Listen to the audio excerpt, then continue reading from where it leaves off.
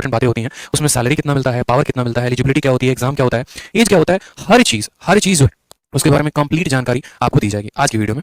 तो उसके पहले मैं चाहूंगा कि आप इस वीडियो को ज़्यादा से ज़्यादा लोगों तक शेयर कर दें अपनी ईमानदारी से, इसलिए शेयर कर दें ताकि जितने भी बच्चे हैं जो वंचित हैं, जो इसके बारे में नहीं जानते हैं, वो इसके बारे में जाने, उनके मन में एक छोटी सी अलग पैदा हो, ठीक है, कि वो जो है एक तरीके से तैयारी कर सके। हर कोई जो है इस समय बीमार है, परेशान है, दुखी है, लेकिन एक छोटा सा कोई ऐसा वीडियो मेरा उनके पास पहुंच जाए जिसकी वजह से उनके जीवन में एक माध्यम मिले, मोटिवेशन मिले और वो अपने लाइफ में तैयारी करके आगे बढ़े। ठीक है, तो आप इस कारण से मेरी वीडियो को शेयर करो, ना कि इस कारण से कि मुझे आप प्रमोट कर रहे हो। ठीक है, ये बहुत क्लियर होना चाहिए। अगर आपको वैल्यू मिल रही है तो आप दूसरों को भी वैल्यू पहुंचाने की कोशिश करो। मुझे यहाँ पर चिल्लाना नहीं आता, मुझे यहाँ पर रोना नहीं आता, मुझे बोलना नहीं आता, जो बात होती है मुद्दे की बस मैं वो बोलता हूँ। अगर आपको अच्छा लगता है तो आप शेयर करिए हर जगह पे ताकि सभी का भला हो सके। तो सबसे पहले बात करते हैं यहाँ पर मोस्ट लुक्रेटिव पोस्ट इन एसएससी सीजीएल कौन सा है। आप जैसे कि पीछे पैसे का बैकग्राउंड देख रहे हैं, इनकम टैक्स सुनते ही हमारे मन में जो है स्पेशल इस तरीके से पूरी भावनात्मक चित्र बन जाती है कि भैया इनकम टैक्स है यानी पैसा होगा। ठीक है, इनकम टैक्स यानी क्या हो गया, पैसा हो गया। स्पेशली अगर हम बात करें यहाँ पर बिहार में और यूपी में, तो बिहार और यूपी में यही आइडियोलॉजी होती है। अगर आप किसी को बोलेंगे कि हम विदेश मंत्रालय यानी एमईए में है, तो आपकी शायद बात को उस तरीके से ना समझ पाए। लेकिन चूंकि अगर आप बोलते हैं भैया हम इनकम टैक्स में है, तो बस इनकम टैक्स सुनते ही अपने आप में ये शब्द काफी होता है। वो आगे ये नहीं पूछते कि तुम इनकम टैक्स इंस्पेक्टर हो या तुम टैक्स असिस्टेंट हो। इनकम टैक्स क्या हो, मतलब पैसा छाप रहा है, जरूर छाप रहा है, गाड़ी वाड़ी होगा, बंगला होगा, अकाउंट में बैलेंस होगा, लाखों करोड़ रुपए होंगे। ये माइंड में ऐसा चित्र बन जाता है। क्यों? क्योंकि आप देख रहे हैं कि यहाँ पर ये भाई साहब जो है पूरा का पूरा नोटों का गड्ढे गिन रहे हैं। इनकम टैक्स का कुछ प्रोफाइल ही ऐसा होता है। एक एक बात को हम समझेंगे इस स्लाइड के माध्यम से। जैसे सबसे पहले बात, इनकम टैक्स है क्या? तो इनकम टैक्स एक डिपार्टमेंट है, उसमें क्या पोस्ट आपको मिलेगा सीजीएल के माध्यम से, तो आपको इनकम टैक्स इंस्पेक्टर बनने का मिलेगा। क्लैरिटी रख लेना, इनकम टैक्स इंस्पेक्टर अलग होता है, इनकम टैक्स ऑफिसर अलग होता है। आप अगर इनकम टैक्स डिपार्टमेंट में जाना चाहते हैं तो आप दो जगह से जा सकते हैं। सबसे पहले एसएससी सीजीएल का पेपर देके और दूसरा हो गया यूपीएससी का पेपर देके। अगर आप एसएससी सीजीएल का पेपर देंगे तो आपको कौन सा पोस्ट मिलेगा, और अगर आप यूपीएससी का पेपर देंगे तो आपको कौन सा पोस्ट मिलेगा, वो मैं आगे चल के आपको बताऊंगा कि आपकी ज्वाइनिंग एसएससी से कहां पर लगेगी और यूपीएससी से आपकी ज्वाइनिंग कहां पर लगने वाली है। इसके अलावा वीडियो में दूसरे नंबर पर बात करेंगे तो पावर के बारे में बात करेंगे कि आपको कितना पावर दिया जाएगा, आपको रिपोर्ट किसको करना है, आप कहां पर रेड लगा सकते हो और आपको क्या क्या काम होगा। थर्ड नंबर पर बात करते हैं एलिजिबिलिटी की, कि अगर आप इनकम टैक्स इंस्पेक्टर बनना चाहते हैं तो आपकी एलिजिबिलिटी क्या है। ठीक है, ग्रेजुएट होना जरूरी है या 12th पास होना जरूरी है, हर उस बात को समझेंगे। वर्क प्रोफाइल के बारे में सबसे ज्यादा चर्चा होती है कि जैसे कि मैंने कहा इनकम टैक्स सुनते ही माइंड में चित्र क्या बन जाता है, माइंड में चित्र ये बन जाता है कि अरे भैया ठीक है इनकम टैक्स का होगा मतलब पैसा पैसा पैसा रेड मारना है। लेकिन सारे काम रेड मारने वाले नहीं होते हैं। ठीक है, बहुत ऐसे काम होते हैं जो इनकम टैक्स डिपार्टमेंट में अलग तरीके से भी करना होता है, वो हम यहाँ के वर्क प्रोफाइल में भी समझेंगे। उसके अलावा बात करते हैं ट्रेनिंग की, और जो लास्ट सबसे इंपॉर्टेंट है वो है सैलरी। सभी पॉइंट्स के बारे में जानेंगे। तो सबसे पहले जान लीजिए कि अगर आपको इनकम टैक्स डिपार्टमेंट में जाना है, देश की सेवा करनी है, तो आप इन दो दिए गए परीक्षाओं से जा सकते हैं।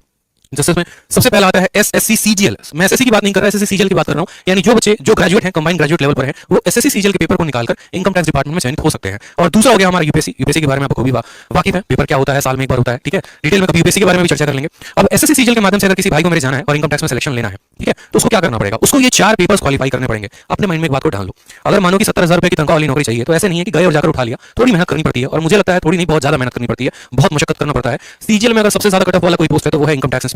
आप किसी भी साल का हिस्ट्री उठा के देख लो, 2013, 2014, 2015, 16, 17, 18, सबसे ज्यादा अगर किसी की कट ऑफ जाती है तो इनकम टैक्स इंस्पेक्टर की ही जाती है। आपने प्री दे दिया, आपने मेंस दे दिया, आपने डिस्क्रिप्टिव दे दिया, सभी में आपका अच्छा स्कोर है, तो उसके बाद आपको टियर 4 देना होता है, डॉक्यूमेंट वेरिफिकेशन। कुछ बच्चे पूछ रहे हैं सर क्या इनकम टैक्स में सीपीटी की या फिर डीएसटी यानी टाइपिंग की आवश्यकता है, तो नहीं, इनकम टैक्स इंस्पेक्टर की पोस्ट के लिए आपको टाइपिंग जो है वो मैंडेटरी नहीं है किसी भी तरीके से। टाइपिंग की कोई आवश्यकता नहीं है। टैक्स असिस्टेंट के लिए जरूरी है, लेकिन इनकम टैक्स इंस्पेक्टर के लिए जरूरी नहीं है। मतलब आप प्री दो, आप मेंस दो, डिस्क्रिप्टिव दो, सभी में हाई स्कोर लेके चलो, शुरू से बहुत ज्यादा नंबर का जो है वो लीड लेके चलो, और उसके बाद जो है आप यहां पर बढ़िया तरीके से इनकम टैक्स के लिए चयनित हो सकते हो। और लास्ट स्टेज होता है डॉक्यूमेंट वेरिफिकेशन, जहां पर आपको जाकर डॉक्यूमेंट वेरीफाई एसएससी के ऑफिस में करवाना पड़ता है।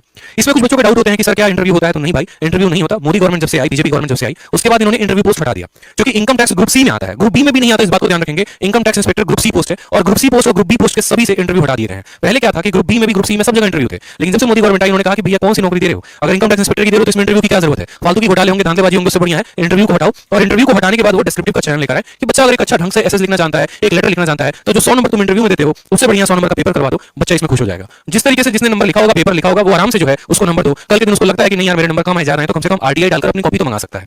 उसके बाद बात करते हैं फिजिकल टेस्ट के बारे में। जैसे कि एक्साइज इंस्पेक्टर में फिजिकल टेस्ट होता है, अदर डिपार्टमेंट में, इनकम टैक्स में कोई भी फिजिकल टेस्ट नहीं होता। ना कहीं भागना है, ना कहीं जाना है, ना कहीं दौड़ना है, कुछ भी नहीं है, कोई फिजिकल टेस्ट नहीं होता है। टाइपिंग की टेस्ट होती है क्या सर? नहीं सर, कोई टाइपिंग की टेस्ट नहीं होती है। सीएसएस का पोस्ट है, उसमें टाइपिंग चाहिए होता है, विदेश मंत्रालय के पोस्ट के लिए टाइपिंग चाहिए होता है, लेकिन इनकम टैक्स इंस्पेक्टर बनने के लिए कोई भी टाइपिंग नहीं चाहिए होती। मतलब आपको सभी चीजों से मुक्ति है, बस काम इतना करना है कि हर पेपर में उच्चतम स्कोर लेके चलना है ताकि आप चयनित हो पाए।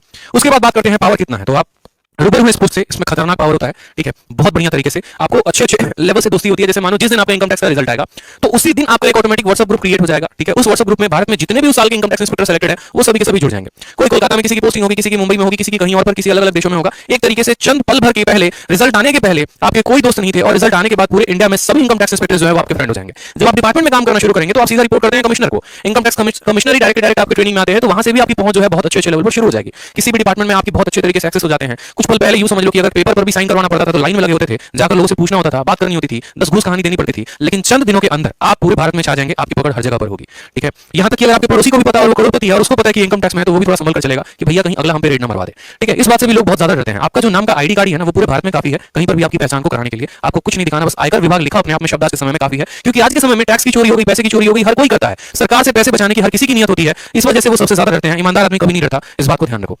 ठीक है, बात करते हैं पैसे के बारे में, तो बिल्कुल दो सोर्स ऑफ इनकम है। एक तो डायरेक्ट जो आपको गवर्नमेंट देती है, हर महीने अच्छे खासे पैसे आ जाते हैं सैलरी के रूप में, और दूसरा जो इनडायरेक्ट, जो मैं डायरेक्टली नहीं बोल सकता बट आप समझ सकते हैं इनडायरेक्ट माध्यम से किस तरीके से पुरानी प्रथा है, चलते आ रही है। ठीक है, करप्शन जो है वो एक पार्ट है, तो उस करप्शन के कहीं ना कहीं आप भी भागीदार होंगे अगर आप भी इनकम टैक्स में ऊपरवार लेंगे तो। खैर, मैं ये नहीं बोलूंगा आपको लेना सही है या गलत है, वो आपकी चॉइस है। जैसे डॉलर सिस्टम में दहेज प्रथा है, वो आपकी चॉइस होती है कि आप लेते हैं नहीं लेते हैं, उसमें मेरा कोई कमेंट नहीं रहेगा। लेकिन हाँ, पैसे बहुत हैं। अगर आप चाहो तो आप एक दिन में भी, जैसे मेरा एक दोस्त है, खुद है, स्टूडेंट भी है, उसने बताया कि सर हमारा 2018 से वो सिलेक्टेड है। जब वो गए पहले दिन तो उनको ट्रेनिंग में ये बोला गया, उनके जो कमिश्नर है उन्होंने आके ये बात कही कि देखो भैया, बात ऐसी है कि तुम्हारे ऐसे भी दिन आएंगे जिस दिन तुम्हें पहले ही दिन इतनी पैसे ऑफर कर दिए जाएंगे जितने तुम्हारे पूरे एक महीने की सैलरी है, तो अभी थोड़ा संभल कर चलना, 2-3 महीने बाद जो है अपना देख लेना। यानी अपना देख लेना कहने का मतलब क्या हो गया कि मेरा दोस्त ये बोला था कि वो कहना क्या चाह रहे हैं, कहना क्या ये चाह रहे हैं कि मतलब तुम्हें लेना है, या कहना ये चाह रहे हैं तुम्हें नहीं लेना है। तो ऐसा नहीं है, वो आपके ऊपर डिपेंड होता है। बट हाँ, पैसे हैं, अच्छे खासे पैसे हैं, पावर भी है, पैसा भी है, और सोशल स्टेटस समाज में बहुत ज्यादा है। अगर आप एसएससी सीजीएल में किसी भी पोस्ट में अगर आप लग रहे होते हैं, तो सबसे ज्यादा पावरफुल जो पोस्ट है वो इनकम टैक्स की ही है, और उसके बाद दूसरा विदेश मंत्रालय है। ठीक है, तो अब बात करते हैं एलिजिबिलिटी के बारे में। आप कैसे एलिजिबल होंगे दोस्त? आप इस इंस्पेक्टर पोस्ट के लिए कैसे अप्लाई कर सकते हैं, कैसे बन सकते हैं, क्या एलिजिबिलिटी होगी? हर कोई तो एलिजिबल नहीं हो सकता ना। ठीक है, कि जो मर्जी आया वो इनकम टैक्स इंस्पेक्टर के लिए अप्लाई करेगा, बन जाएगा, ऐसा नहीं है। इनकम टैक्स इंस्पेक्टर बनने के लिए आपको ग्रेजुएट होना जरूरी है। किसी भी यूनिवर्सिटी से आपने ग्रेजुएशन किया है, चाहे आपने ऑनर्स किया है या बीटेक किया है, आप इनकम टैक्स इंस्पेक्टर के फॉर्म के लिए भर सकते हैं, सीजीएल का फॉर्म भर सकते हैं। और उम्र जो है वो 30 साल तक है, 30 साल के बाद आप नहीं भर सकते। कुछ अलग अलग कास्ट में जो रिलैक्सेशन होता है वो आपको मिलेगा, जैसे ओबीसी को रिलैक्सेशन मिलता है, एससी एसटी को रिलैक्सेशन मिलता है, और अदर लोगों को भी। आप सभी का टारगेट जो है वो है इस वीडियो को ज्यादा से ज्यादा लोगों तक शेयर करना, क्योंकि आज जो मैं जानकारी दे रहा हूँ वो एक ऐसी जानकारी है जो आपको किताबों में नहीं मिलने वाली है, जो आपको किसी दोस्त से नहीं पता चलने वाला है। अगर पता चल रहा है तो आपको हमारी वीडियो से चल रहा है, और ये बात आप भी जानते हैं। आप जितना ज्यादा शेयर करेंगे, हम उतना ज्यादा एफर्ट लगाएंगे, बढ़िया से बढ़िया कंटेंट आपको बताएंगे, सही चीजों का मार्गदर्शन करेंगे, ताकि आपका विजन क्लियर हो सके, और जो सपना है आपका बनने का, उस सपने को आप हकीकत में बदल सको। तो आप सभी जो है हर जगह पे एक पल का अपने अंदर का हट हटाकर वीडियो को तुरंत भावनात्मक रूप से जरूर शेयर करो, हर किसी को शेयर करो, क्योंकि अगला स्टूडेंट भी आपके वीडियो के लिए वेट कर रहा है। आप बहुत ऐसे टेलीग्राम ग्रुप में जुड़े होते हैं, बहुत ऐसे व्हाट्सएप ग्रुप में जुड़े होते हैं, आपको पता है कि आप वहां शेयर कर सकते हो, तो बस वो शेयर कर दो। ठीक है, ताकि बाकी बच्चे भी हमारे साथ जुड़ पाएं। वर्क प्रोफाइल की बात करें यहाँ पर, तो चूंकि ये ग्रुप सी पोस्ट है, ग्रुप बी भी नहीं है, इसमें नहीं रहेंगे, ग्रुप सी पोस्ट है, और यहाँ पर जो सैलरी है वो 4600 ग्रेड पे है। बहुत बच्चों को ये ग्रेड पे शब्द नहीं समझ में आ रहा होगा, सीधा बोलते भैया ग्रेड पे छोड़ो, हमको सैलरी बताओ कितना दोगे, 20 दोगे, 30 दोगे, 50 दोगे, 1 लाख रुपए दोगे। तो देखो, गवर्नमेंट का एक टैक्सेशन सिस्टम होता है, पैसे देने का सिस्टम होता है, और सिस्टम में क्या होता है, जैसे एसएससी सीजीएल की बात करोगे तो आपको 2800 ग्रेड पे की जॉब है, 4200 की है, 4400 की, 4600 की, 4800 की भी है। 4400 की नहीं है, 4200, 4600 और 4800 की है। 4800 डबल है, जिसके बारे में मैंने पिछली क्लास में बताया था, और 4600 में आपको ये सभी आ जाते हैं।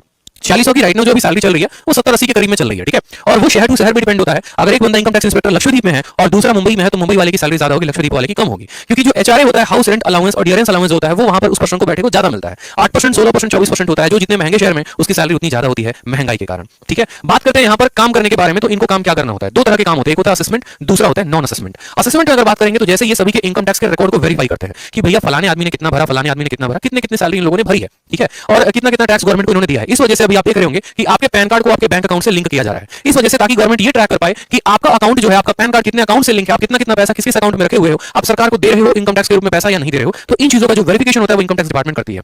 नेक्स्ट बात करते हैं टीडीएस के क्लेम के बारे में। टीडीएस का भी क्लेम्स क्या होता है ये ध्यान रखते हैं। जैसे आपको अगर नहीं पता तो टैक्स को रिटर्न भी मंगाया जाता है। जैसे जितने लोग, एग्जांपल के तौर पे मान लीजिए हम यहाँ नौकरी कर रहे हैं, मुझे यहाँ पर 10 लाख रुपए मिले, लेकिन वो 10 लाख के 10 लाख मैंने खर्च कर दिए और इसी एजुकेशन में ही खर्च किया, तो उसका मैं क्लेम करता हूँ कि भैया मुझे आईटीआर वापस दो, इनकम टैक्स रिटर्न वापस दो, वो भी मुझे मिलता है। तो इन सभी चीजों का लेखा जोखा कौन रखता है? इनकम टैक्स डिपार्टमेंट रखती है। नेक्स्ट यहाँ पर आ गया रिफंड ऑफ कंपनी, जो कि मैंने आपको बात की कि कंपनी को रिटर्न भी देना होता है। बहुत बच्चों को यही पता होता है कि यार सरकार तो सिर्फ हमसे टैक्स ही लेती है, ऐसा नहीं है। अगर मानिए कि मैंने महीने के 10 लाख रुपए कमाए और 10 लाख के 10 लाख मैंने लोगों को तनख्वाह देने के रूप में दे दिया, कि जैसे मानो 1 लाख रुपए मैंने किराया दे दिया, 1.5 लाख रुपए मैंने वर्कर्स की सैलरी दे दी, बाकी चीजों को मैंने बच्चों को भुग बांट दिया, तो क्या होगा कि जो मेरा टैक्स लगा है वो मुझे वापस मिल जाएगा। जो 60-70 हजार रुपए मेरे टैक्स में आएंगे वो वापस आ जाते हैं, उसके लिए मुझे आईटीआर भरना पड़ता है। तो ये सभी चीजों का भी लेखा जोखा कौन रखता है? इनकम टैक्स रखती है। इसके अलावा इंडिविजुअल लोगों पर भी जो नजर है वो हमारे इनकम टैक्स डिपार्टमेंट का काम होता है असेसमेंट के रूप में। ठीक है भाई, सभी वीडियो शेयर कर दो, मैं बार-बार बता रहा हूं। अगर आप लोग को अच्छा कंटेंट चाहिए, वाकई में शब्द मेरे ज्यादा बड़े नहीं होंगे, मुझे ज्यादा चिल्लाना नहीं आता है, ज्यादा मुझे बात करनी नहीं आती है, लेकिन आप लोगों को कंटेंट देना जो रेलेवेंट एप्रोप्रिएट होगा, जो जेन्युइन गाइडेंस होगी एक बड़े भाई की तरह, वो मैं जरूर करूंगा। तो हर जगह पर वीडियो शेयर कर दो। ठीक है, उसके बाद बात करते हैं नॉन असेसमेंट के बारे में। तो नॉन असेसमेंट में आपका सबसे इंपॉर्टेंट आ जाता है रेड। रेड मारने के लिए सबसे ज्यादा आप एक तरीके से ऐसे समझो कि आपके मन में सबसे उत्सुकता होती है। ये तो सभी काम होते हैं जो डेस्क जॉब होते हैं, जो आप अपने ऑफिस में कर रहे होते हैं, इसके लिए कहीं पर आपको जाने की आवश्यकता नहीं है। लेकिन हाँ, इसमें एक फील्ड जॉब होता है, वो है आपका रेड। ठीक है, जैसे आपने एनालाइज कर लिया, आपने पूरा का पूरा एकदम अपना जाल बिछा लिया, जैसे अभी कोई पीयूष जैन, आयुष जैन जो भी थे कानपुर में, पूरा का पूरा अपना डिपार्टमेंट सोच समझ के रहती है कि हाँ भैया इसके पास इतने की वेल्थ होगी, ऐसा होगा, इस तरीके से इसने कमाया होगा, चलो इसके ऊपर जो है बढ़िया से रेड मारते हैं। ऐसा नहीं कि आज मन बनाया उनके ऊपर रेड मारना है तो चले जाएंगे। पूरी एक असेसमेंट होती है, वारंट निकलता है, उस वारंट के तहत आपका पूरा का पूरा एक ऊपर से लेके नीचे तक हर ऑफिसर के सिग्नेचर्स होते हैं उसके अंदर, ठीक है, और आपको पूरा अधिकार दिया जाता है। तब आप वहां से जाते हैं वारंट लेकर और आप वहां पर रेड मारते हैं। और रेड सिर्फ 1 घंटे 2 घंटे की नहीं होती है मेरे भाई, जब तक अगले के पूरे पैसे तुमने वसूल नहीं कर लिया ना, तब तक उसके घर पे रेड पड़ी होती है। दीवारें तोड़ दी जाएंगी, पाइप तोड़ दिया जाएगा, जहां से हो सके वहां से पैसे निकाले जाएंगे, phone tap lines everything cut out हो जाता है और बढ़िया तरीके की रेड चल रही होती है। इसलिए कहा जाता है यही रेड में अगर मानो आपने 1000 करोड़ का रेड मारा तो अगला बंदा जो है कहीं ना कहीं उसका 10% 20% तो आपको ऑफर कर ही देता है कि सर इतना ले लीजिए और बाकी पैसा छोड़ दीजिए। तो आपको पता है कि अगर 100 करोड़ का 10% आपको ऑफर हो रहा है तो आप खुद समझदार कैलकुलेट करने के लिए इतना मैं तो आप पढ़ते हैं कि आपको एक दिन में कितना रुपया मिल गया, ठीक है। बट अब ऐसा नहीं होता है, इतनी बातें नहीं देखी जाती हैं, वो आप डिपार्टमेंट में जाओगे तो आपको पता चल जाएगा। नेक्स्ट बात करते हैं सैलरी के बारे में। तो जो यहाँ पर सैलरी है वो कम से कम राइट नाउ भी 70-72 हजार से ऊपर की है, ठीक है। और यहाँ पर आपको एक और बात बताऊं तो पूरे सीजीएल में 2 ही पोस्ट हैं जो आपको पेट्रोल बिल देते हैं और मोबाइल बिल देते हैं। वो आपका एक हो गया इनकम टैक्स इंस्पेक्टर और एक के बारे में मैंने बता रखा है, ठीक है। पेट्रोल बिल क्यों दिया जाता है, क्योंकि अगर आप पहले की बात करोगे आज से 10-15 साल पहले तो हर किसी के पास बाइक नहीं थी, हर किसी के पास जो है वो कार नहीं थी और अलग अलग दफ्तरों में जाकर अलग अलग काम कराने होते थे। तो सरकार उस समय आपको ट्रैवलिंग का अलाउंस देती थी, वो पेट्रोल बिल के नाम पे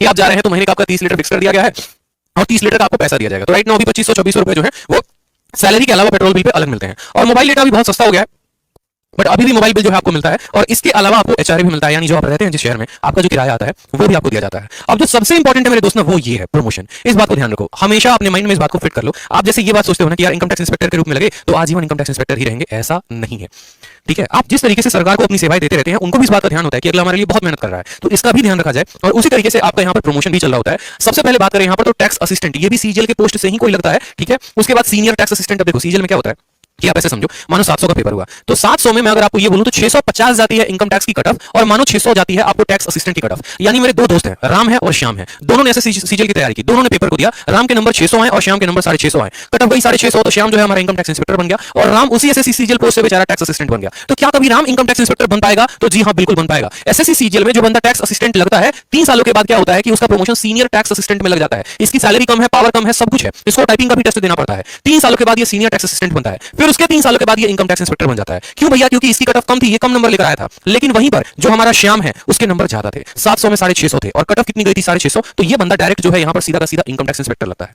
अब इनकम टैक्स इंस्पेक्टर ये बंदा लग चुका है, जैसे मानो मेरा जो है रिजल्ट आया, मैं इनकम टैक्स इंस्पेक्टर बन गया, तो उसके बाद क्या होगा? 6 से 10 साल तक लग जाते हैं इनकम टैक्स ऑफिसर बनने में। और बच्चों को ये दोनों बारे में इंफॉर्मेशन ही नहीं होता है, वो समझते हैं इनकम टैक्स इंस्पेक्टर और इनकम टैक्स ऑफिसर दोनों सेम है। तो छोटी सी डिफरेंस है वो बताई मैंने आपको यहां पर कि भैया देखो, सीनियर टैक्स असिस्टेंट के बाद इनकम टैक्स इंस्पेक्टर बनते हो और इनकम टैक्स इंस्पेक्टर के बाद जो है आप इनकम टैक्स ऑफिसर बन सकते हो, ठीक है। जैसे कि मैंने कहा आपको कि इनकम टैक्स डिपार्टमेंट में आप 2 माध्यमों से लगते हो, एक हो जाता है आपका एसएससी सीजीएल के माध्यम से और दूसरा होता है यूपीएससी के माध्यम से। तो एसएससी सीजीएल क्वालीफाई करके आप इनकम टैक्स इंस्पेक्टर बनते हैं और यूपीएससी क्वालीफाई करके आप assistant commissioner of income tax यानी एसीआईटी बनते हैं, ठीक है। तो आप यहां से लेकर यहां तक, आपको अगर मानो कि आज आप यूपीएससी का पेपर देते हो आपका नहीं निकलता है तो भी कोई दिक्कत की बात नहीं है। आप 10 से 12 साल के अंदर यहां पर कम से कम 12 से 14 साल के अंदर आपका प्रमोशन होकर यूपीएससी कैडर में आप चले आओगे। फिर डिप्यूटी कमिश्नर के बाद आप ज्वाइंट कमिश्नर बनते हो और ज्वाइंट कमिश्नर के बाद आप एडिशनल कमिश्नर बनते हो। लास्ट प्रमोशन तक जाते जाते बहुत ऐसे कम लोग होते हैं जो एडिशनल कमिश्नर बन पाते हैं, ये वही बन पाएंगे जिन्होंने 20 या 21 साल की उम्र में ज्वाइन किया हुआ है, ठीक है। बाकी यहां पर जनरली पोस्ट जो है ज्यादातर ज्वाइंट कमिश्नर तक जाते हैं अगर उनकी प्रमोशन बहुत तेज होते हैं, डिपार्टमेंटल एग्जाम दे रहे होते हैं। तो इस तरीके से तो ये थे आपके प्रमोशन, ये था पूरा का पूरा कंप्लीट प्रोसेसर इनकम टैक्स बनने का। मुझे लगता है कि मैंने आपको कंप्लीट जानकारी दी है कि इनकम